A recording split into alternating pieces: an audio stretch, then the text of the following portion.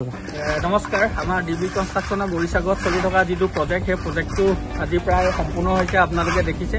আৰু প্ৰজেক্টটো আহকচোন আপোনালোকক দেখাওঁ আমি 24,50,000 কৰি থকা আমাৰ যিটো সপোনৰ প্ৰজেক্ট আছিলে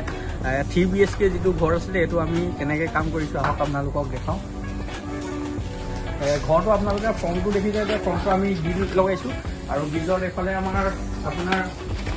চিৰিটো আমি টাইলছ লগাইছোঁ আৰু তাৰপিছতে ফ্ৰণ্টত আহি স্পেচটো দিছোঁ আৰু সাধাৰণতে ষ্টেয়াৰকেছৰ তলৰ যিখিনি জেগা থাকে এইখিনি খালী থাকে কোনো কামত ব্যৱহাৰ নহয় আমি ইয়াত ধুনীয়াকৈ এটা গাড়ী পাৰ্কিঙৰ কাৰণে এটা গেৰেজ বনাইছোঁ যিটো SUV গাড়ীৰ কাৰণে অকণমান সিফালে তোমাৰ বহাই দিয়া হৈছে আৰু এইফালে আহি ছেকেণ্ড লেফ্টৰ এখন সুন্দৰ দৰ্জা আমি ইয়াত লগাইছোঁ সোমাই আহক প্ৰথমতে আহি ধুনীয়া এটা আমি ডাইনিং ক্লাছ আমি চোফাৰ কাৰণে এতিয়া সম্পূৰ্ণ আমি ইউজ চিলিং আছে আৰু যিখিনি আমি ইয়াত চৌকাত ব্যৱহাৰ কৰিছোঁ বা খিৰিকী হওক আপোনালোকে দেখিছে বা এইখিনি আমি যিখিনি চৌকাতখিনি ব্যৱহাৰ কৰিছোঁ এইখিনি সম্পূৰ্ণ গেপটেন হৈছে আৰু এই ডাইনিং যিটো হলটো আছে নহয় সেই হলটোৰ পৰা এখন ডাটা লাগি আছে আমাৰ যিটো গেছ ৰুম যিটো আলহী আহিলে বা বেলেগ মানুহ আহিলে যিটো সহজতে কিনাৰতে পায় আৰু দেখিছে ধুনীয়াকৈ আমি পেইণ্ট কৰি এটা ধুনীয়া ডিজাইনত আমি কৰিছোঁ আৰু এইফালৰ ৱালখনৰ আমাৰ ৱাটাৰ টপ যিটো আছে সেইটো ৱাটাৰ টপ দিয়া হৈছে আৰু আহক ইফালে তাৰপিছত আপোনাৰ সোমাই থাকি ইয়াৰ পৰা আহি এই হলৰ লগতে যিটো কিনাৰতে আপোনালোকে দেখিব যে এইটো কিটচৰ ৰুম আৰু কিটচৰ ৰুমটো গ'লে এফালে ডিজাইনিং বাকী আছে তলফালে পোহৰ হৈছে গাঁৱৰ যিটো আছে এইটো দিয়া হৈছে আৰু এই কিটচৰ ৰুমটো ধুনীয়াকৈ ডিজাইন কৰা আছে যিটো অকল কিটচৰ কাৰণে আৰু কিটচৰ ৰুমটোৰ পৰা ওলাই আহি আপোনালোকে এইফালে দেখিব এটা মাষ্টাৰ বেডৰুম হয় যিটো 3 BHK হয় এইটো এটা মাষ্টাৰ বেডৰুম হয় ইয়াৰ আৰু এই বেডৰুমটো এটা ডাঙৰ আহলমহলীয়া বনোৱা আছে আৰু ওপৰৰ ৱাৰ্ডৰব দিয়া হৈছে 5টাকৈ ৱাৰ্ডৰব দিয়া হৈছে আৰু এই মাষ্টাৰ বেডৰুমটোৰ পৰা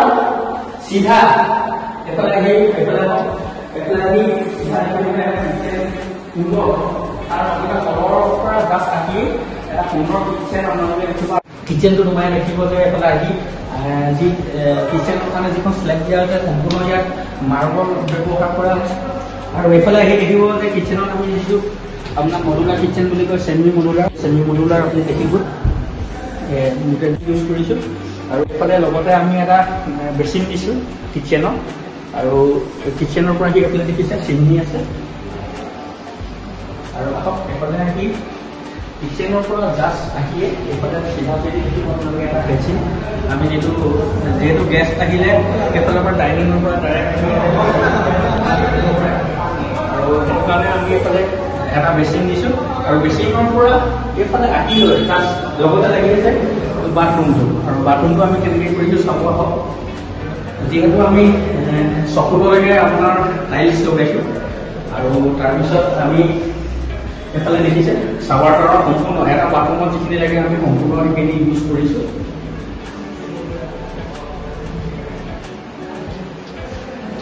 আৰু ইয়াত গিজাৰৰ কাৰণে পইণ্ট ৰাখি থোৱা আছে যিহেতু গিজাৰ দিয়া হ'ব সেইটো সম্পূৰ্ণ ৰাখি থোৱা হৈছে পইণ্ট আৰু যিখিনি আমাৰ ইলেক্ট্ৰিফিকেশ্যনখিনি সম্পূৰ্ণ আমি আণ্ডাৰগ্ৰাউণ্ড কৰিছোঁ আৰু ইয়াত আপোনাৰ এইফালে ধৰক বাথৰুমৰ পৰা এখন স্লেব দিয়া হৈছে যিখন মানে স্লেবত ধৰক কিবাকিবি তুলি থ'ব পাৰিব এনেকুৱাকৈ আৰু পাছফালে তাৰ ৰখতে এইফালে এখন দৰ্জা যিখন পাছফালৰ দৰ্জাখন এইফালে ধৰক দিয়া হৈছে আহক এবাৰ ভিউটো দেখাই দিওঁ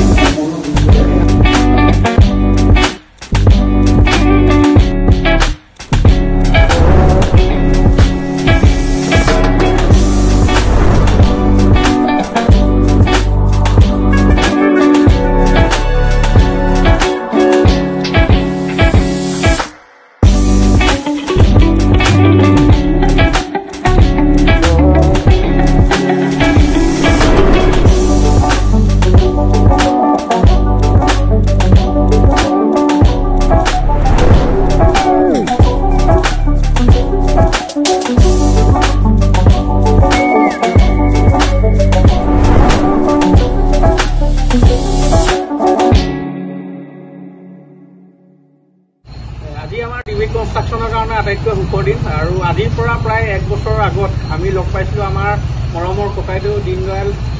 লাহন ককাইদেউ আৰু তেখেতে আমাক তেওঁ সপোনৰ ঘৰখন সাজি দিবৰ বাবে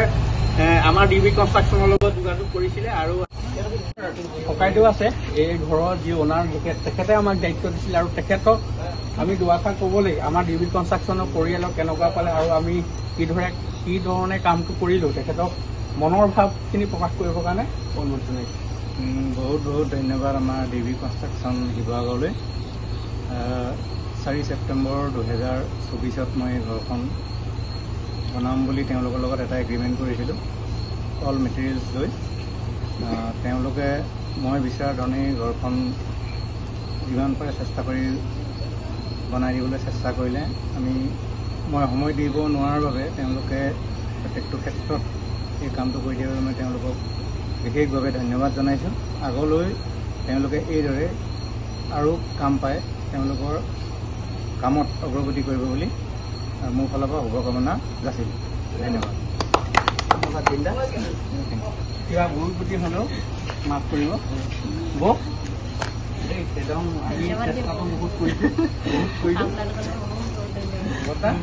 আপুনিতো একদম পাৰ্টনাৰ আছিলে ন?